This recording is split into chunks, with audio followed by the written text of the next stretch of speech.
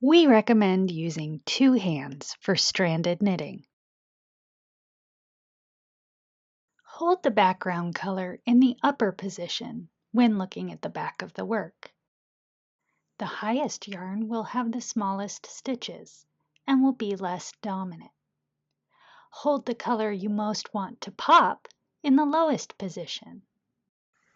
Keep your yarn laid out in the order with which you're knitting.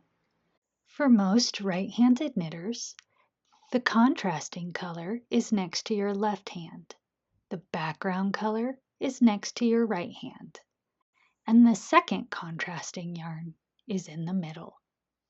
To keep your floats from being too tight, spread the stitches out on the needle. Gently stretching the fabric as you work can help even out tension. Everyone knits differently.